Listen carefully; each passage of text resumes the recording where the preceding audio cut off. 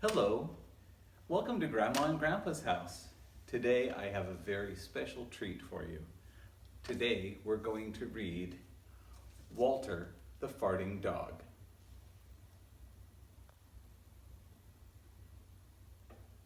Let's get started.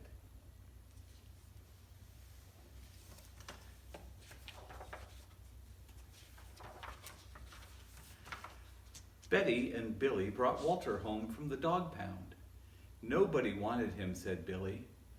But we love him, said Betty. Well, he smells awful, said their mother. I think you'd better give him a bath. See Walter and how dirty he looks? Can you imagine bringing home a puppy from the pound?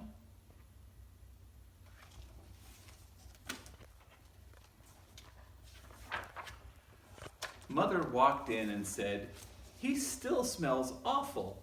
And that's when they got the first clue. The telltale bubbles in the water. "He's probably just a little nervous," said Mother hopefully. "His stomach must be upset." Have you ever had an upset tummy? But Walter's stomach wasn't upset. Walter's stomach was fine. He felt perfectly normal.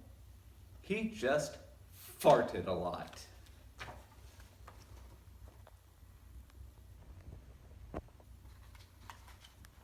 you see him in the tub? He did it when he bathed. He did it when he played with Betty and Billy. He did it when he walked around the house. He did it in the dining room. He did it in the kitchen. And he did it in his sleep. He's just doing it everywhere.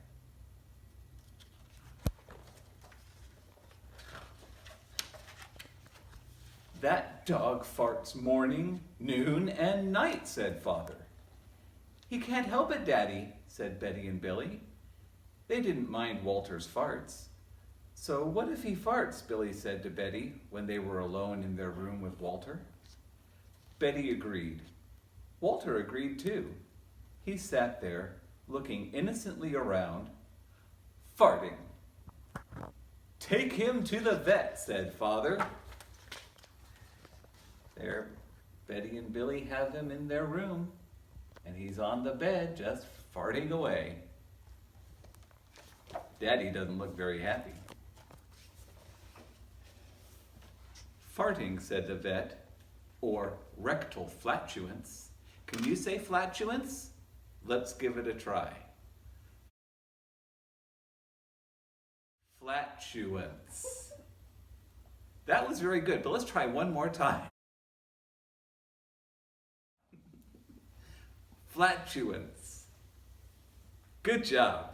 You have now learned a new word, a polite word for fart. Farting, said the vet, or rectal flatulence, as we say in the medical profession, and prescribed a change in diet. Here's the doctor examining Walter. It looks like he's getting a face full of our new word. Can you say it? Flatulence. They gave Walter every kind of dog food. He farted. They tried him on cat food. They gave him hot dogs, hamburgers, and lettuce and tomato sandwiches. They gave him fried chicken. They gave him rabbit food. They made him a vegetarian. Do you know what vegetarian is? Another new word, probably. That means they basically eat just vegetables. No chicken, no hot dogs, no hamburgers, no roast beef, no turkey, just vegetables. Anyway, back to our story.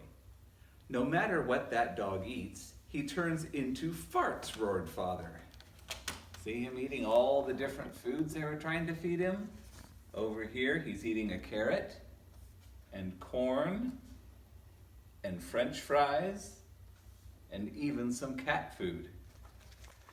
Would you like some cat food? No, not at all. Walter got the blame for everybody else's farts too. If Uncle Irv let one slip, he just went and stood near Walter. Then all he had to say was, "Walter!" And everyone would look at poor Walter. Here's Uncle Irv letting one go. Poor Walter getting the blame. Walter always seems to get the blame.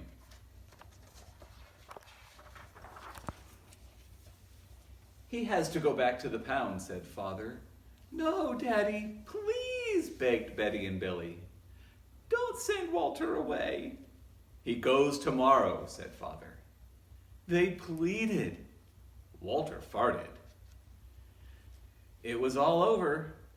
That night, Betty and Billy cried in their beds, and Walter looked at them unhappily. "Oh, Walter," said Betty, "you've got to stop farting." "Because Father's going to send you back to the pound tomorrow," said Billy. Here they are in their room, crying their eyes out, thinking about having to send Walter back to the pound. Walter knew how serious the situation was. He'd never see Billy and Betty again. He resolved to hold his farts forever. When Betty and Billy fell asleep, he walked down to the kitchen to see if there was anything around to eat.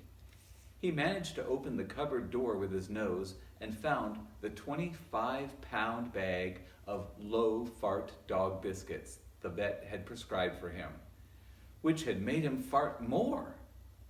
Even though he knew they made him fart more, he couldn't resist.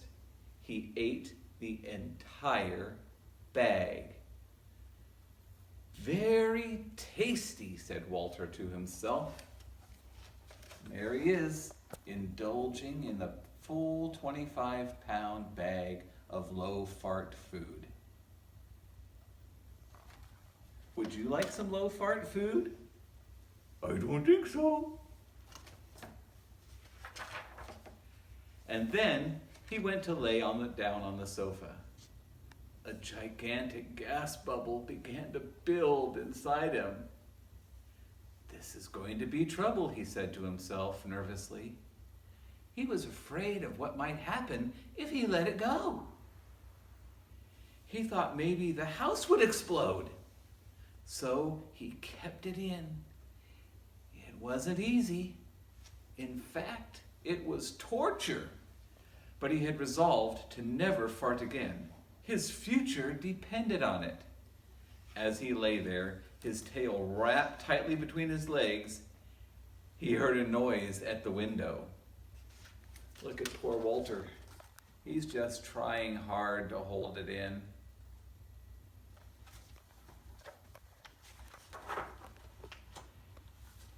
He watched it slowly open. A pair of burglars had come through. They dropped silently into the kitchen. "Watch out for the dog," said one of the burglars.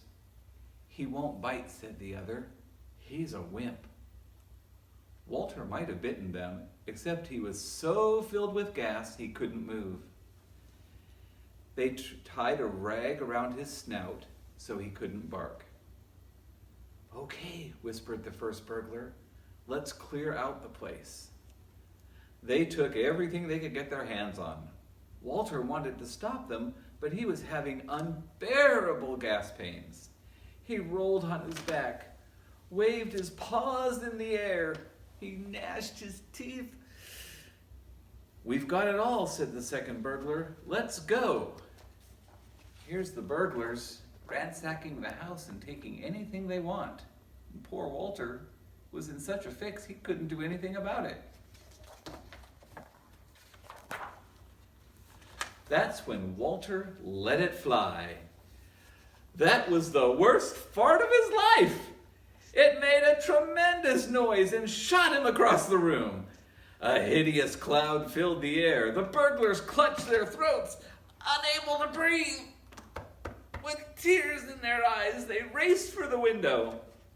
They tried to grab their bag with all the valuables in it, but their arms were too weak. Let's get out of here.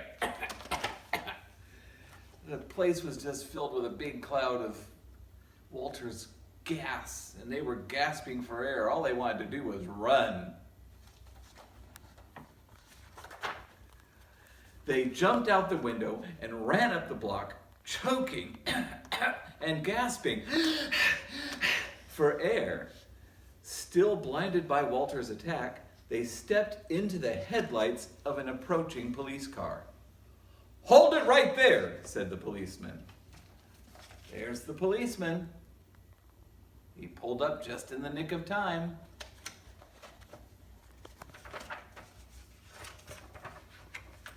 When Father and Mother came down in the morning, they found the open window, and they saw the bag with their valuables in it, and Walter was sitting beside it. He still had the rag tied around his snout, so you'd have to say he looked heroic. "He saved the silverware," cried Mother. "He saved the VCR," cried Father.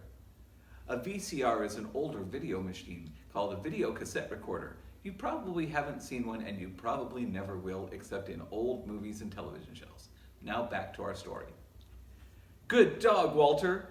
You're our dog, even if you do fart all the time."